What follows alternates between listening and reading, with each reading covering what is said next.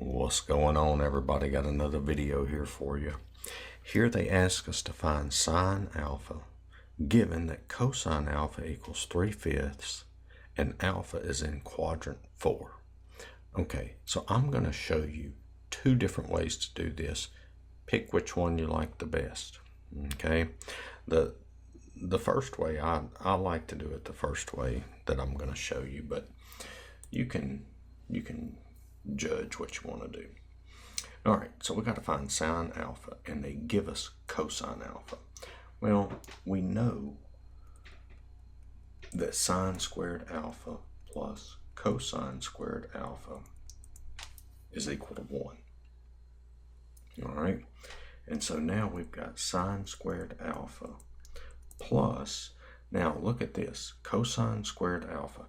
Remember, cosine squared alpha, that's the same thing as cosine alpha, all of that squared.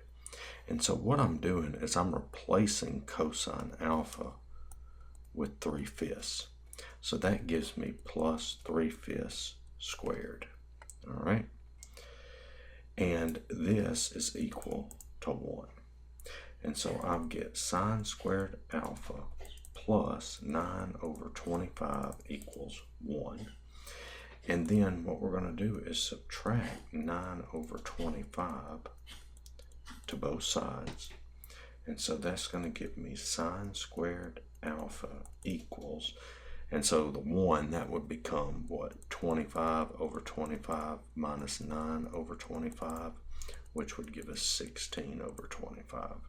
And so that would be 16/25. All right.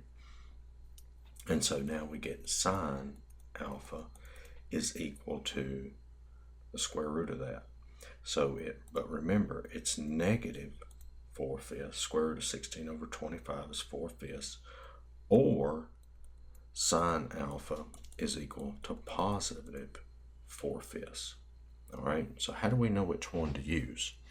Well, it tells us that alpha is in quadrant 4. So do you remember all students take calculus? See, cosine and secant are the only ones that are positive in quadrant 4. So sine is negative, so it's not that one, it's this one. Well, let's circle the whole thing. So sine alpha is negative 4/5. All right. Now, let's show you the other way to do it. Let me erase this. All right, so the way we just did it, that's the method I prefer. I think it's just easier. I don't know, that you might think this is easier. All right, so we've got cosine alpha is 3/5. All right, so let's come here and let's draw this. Now we know alpha is in quadrant 4, so we know it's here, right? This is alpha. This is my alpha here.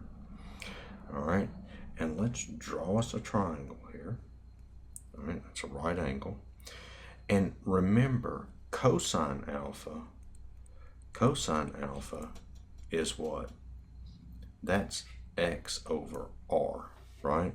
X over r. So remember, it tells us it's equal to 3/5. So the x coordinate is 3. R is 5. Okay, so this is your x, this is your y, and this is r. So this is y right here.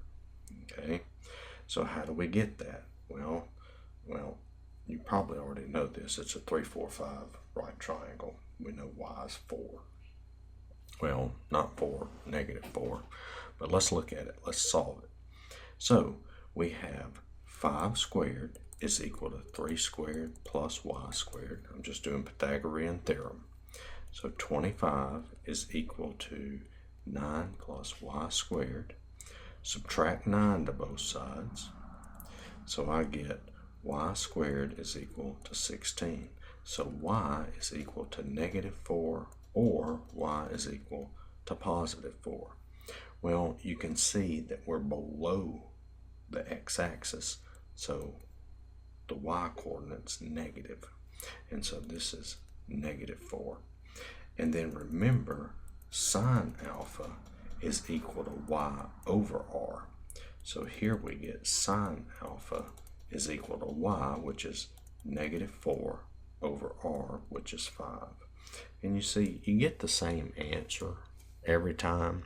I mean, this might be a little easier for you, a little quicker.